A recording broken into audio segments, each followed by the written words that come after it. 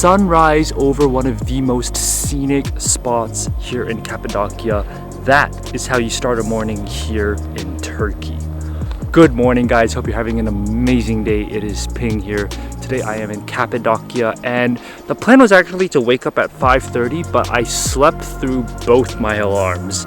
So I ended up waking at like 6:15ish. And when I realized that the sun was going to rise really soon, I quickly changed, ran up to this hill right here, which is known as Lover's Hill. It is one of the most scenic spots here in Cappadocia, and it got very, very busy during sunrise. Luckily, I walked down a little bit and got a perfect little spot to myself to see the sunrise, and it was just magnificent seeing the hot air balloons rise and move across the sky as the sun was rising. It's just one of those memorable experiences that you will never forget. I think that can be said for literally every sunrise here in Cappadocia. But today's going to be an exceptionally adventurous day. If you saw last week's vlog, you'll know that the day before here in Cappadocia was a very tiring day, and hopefully it won't be as tiring today, but it will still be filled with as much adventure and as much fun. But first, now that we have watched the sunrise, it's time for us to head back into Zemre town. Welcome back to Zemre town. Like I mentioned earlier, this is like the central main area of Cappadocia. Now today's gonna be a motorcycle sort of day. We're gonna go around, and after yesterday we've learned that walking around Cappadocia is a lot harder than I expected because the distances are just very, very far. So right now our goal is to get a motorcycle, see if we can rent one, and then go off and have fun for the day. Have a nice day. Thank you. That just might be the fastest motorcycle rental process I've ever gone through. He made me literally like sign a form, and then I got the motorcycle really quick. But thank God for the motorcycle, because not only are my feet not tired, but I'm able to reach places in Cappadocia so much faster. And literally just a 10-minute ride away from Zemre, we've come to our first stop for today. This is Cavusin Old City.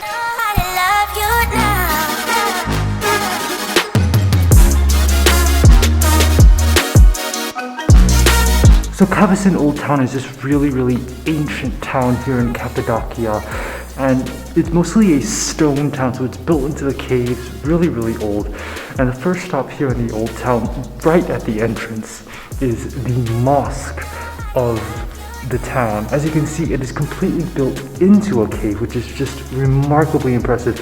You can see the carvings on the walls itself, very intricate. It's a simple mosque, but how they're able to utilize the cave in order to make a mosque, in order to construct this religious structure, is very impressive. It's nothing special, but it's just so cool to be able to see a mosque built in a cave here in Cappadocia, because most of the structures here are all Christian churches, because Christianity thrived here in Cappadocia when the Christians came here and hid in the caves to avoid persecution. Seeing a Muslim influence here in Cappadocia is very different, and the type of art that they portray is different from the Christian style of art. So having the mosque like this here and seeing this mosque is definitely very unique.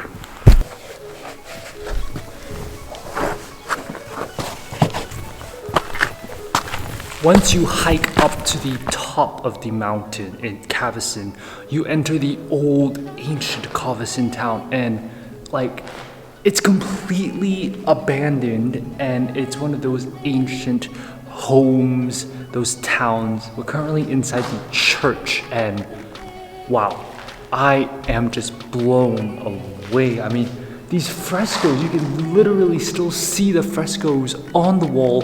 They're very well preserved. Not as preserved as the ones at the Zemre Open Air Museum, but you can still clearly see the structure of the church. You can see the columns on the side. You can see where people would have sat during service.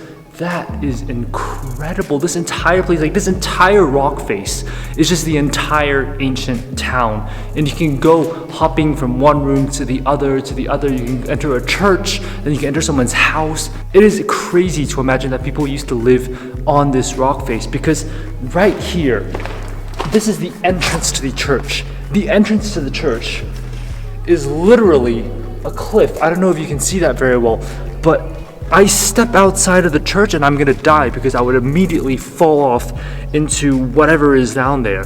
That is insane that people used to live here. Yeah, this is incredible. Cavusin Old Town, I think, is probably a must-see because there's nobody here. It's completely open air and the frescoes are relatively well preserved. It is truly stunning. You have to come and check this out.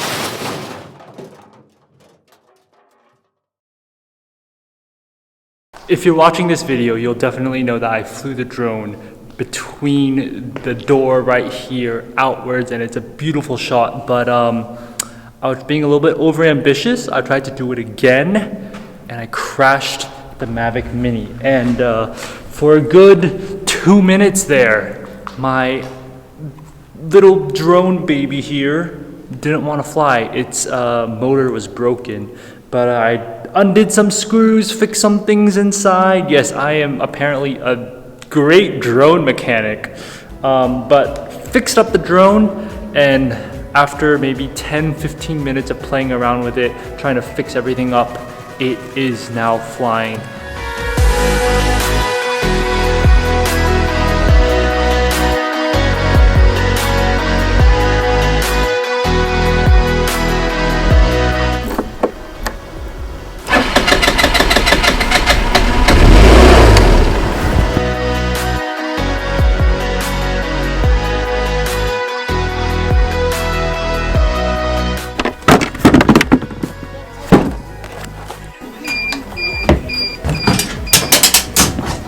So if you remember in the last video, we went to a place known as the Zemre Open Air Museum, and that was just a bunch of caves that you could just go and explore with beautiful frescoes and churches, but no photography or videography was allowed. Well, it turns out there's another open air museum here. This is the Zemre Open Air Museum. I'm not sure if I'm pronouncing that correct, but this place used to be a monastery for a lot of monks, and it was a very important religious place apparently. But we're gonna go check it out, see what's in these fairy chimneys. Apparently there's a fish and grape church. If there's real fish and grape there, I'm definitely gonna eat it. So when the monks were here and they had their monastery, not only was it a site for religious importance, but it was also a place where people lived. And this right here is really interesting. So this is what they used to ground up wheat, that big stone over there. So that's how they got food. So this was a completely self-sufficient community of religious people, if I'm correct. I think monks. And they used these sort of tools, which are still so well preserved, which is very, very impressive, because this is like from the 9th to 13th century. But this big stone here, you can clearly see that circular shape which was used to ground up wheat for them to use. That is so impressive that it's still so well preserved. The frescoes inside the church aren't as preserved as I expected. I didn't see any fish or grapes, but yeah, it's not as well preserved as the one at the Zemre Open Air Museum, at least. And also there's a garden there that's very, very strict about literally the moment you step into the church, no photos, but the moment you have like one toe out of the church, you can take a photo, which really doesn't make sense because I can still take a photo from the doorway of the church and take the same thing that I would take if I were just one step forward inside the church, which I think it defeats the entire purpose of the rule. If you're gonna have no photos, then literally the whole area shouldn't have any photos, instead of having like a marginal line where if you just step you're one toe in, you can't take a photo. So yeah, really weird rules here, don't really make sense, and very strict enforcement of weird rules. But let's keep exploring this valley. One thing I wish I could do here is fly my drone right through this valley. That would literally be the most beautiful drone shot, but unfortunately that security guard over there is not a nice dude. I don't think he's having a good day, so we're not going to test our luck here.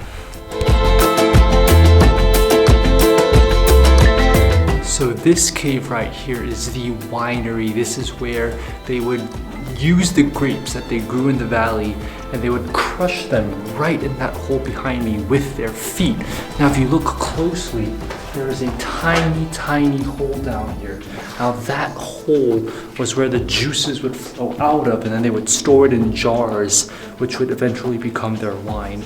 But for wine that wasn't used, wine that was left over, or grapes, for grapes that were left over and that weren't really used for the winemaking process, there is a room right next door where they would cook up the grapes and melt it down until it became like a molasses, like a jam sort of thing. So no grapes were ever wasted by the monastery, and any grapes that were not used would be used to make some molasses, which sounds delicious.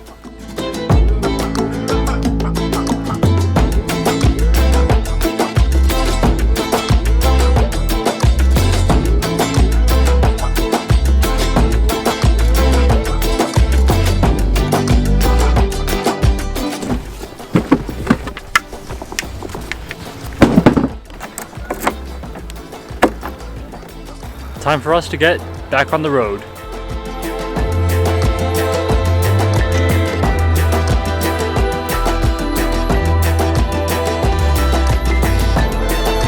So right in front of me, we've come to a place known as Devrant Vadisi, or Devrant Valley.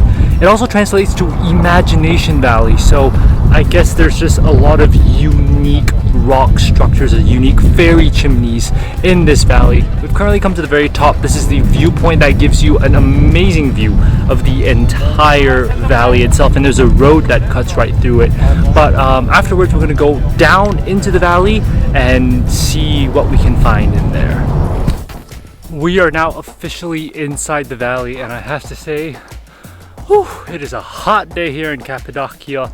Make sure you bring water, because I mean, you come to a place like this, either you're gonna go to that little stand at the entrance of the valley that's gonna charge you like 5 liras for a bottle of water, or you're gonna die of thirst. So make sure you bring some supplies, make sure you have enough to get you through this valley. You can walk through a couple of the fairy chimneys and then call that a day, which is probably what I'm gonna do. But this place is exceptional. I mean, just driving along the road here, I figured like this was a beautiful place. You could really use your imagination. To me, I see a lot of mushrooms because it looks like the top of a cap of a mushroom and then the stem at the bottom. But you may have a completely different interpretation of what these rocks look like. So I guess that's why it's called Imagination Valley.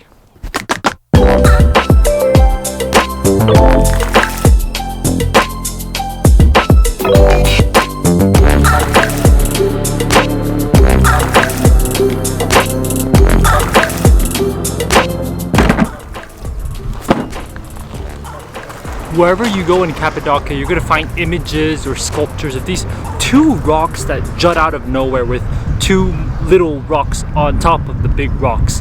Now that is one of the main symbols of Cappadocia, and we've arrived at this symbol. This is Ok Güzelher.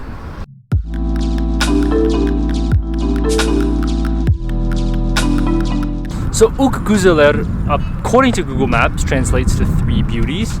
But when you look at it, it looks like there's only 2. But if you look closely, on the one on the left, there's like a little one that juts out on top with a small rock on the top as well. So technically there's 3, but it looks like there's 2. So it can be very deceiving. Now these 3 little things here were the result of major volcanic activity many years ago, as are most of the fairy chimneys here in Cappadocia. And it's really unique because it's literally right on the side of this cliff, And they've developed the cliff really well, by the way. They've put wooden planks. It's super accessible. There's ramps, there's stairs, whatever you need, it's here. And there's also a bunch of shops and cafes for food. So whatever it is you need, whether it's water, orange juice, or, you know, a souvenir to bring home, they definitely have a lot of shops here selling that. It's a bit touristy. The entire platform itself is really big. And I think that's because a lot of people come here to look at the symbol of Cappadocia, so it does make sense that it's so popular, but just keep in mind that prices here are a lot higher. Entrance to see this is free, but the shops here are probably going to be charging extremely high prices. And when it comes to food, you're not only paying for the food itself, you're paying for the view of the symbol of Cappadocia.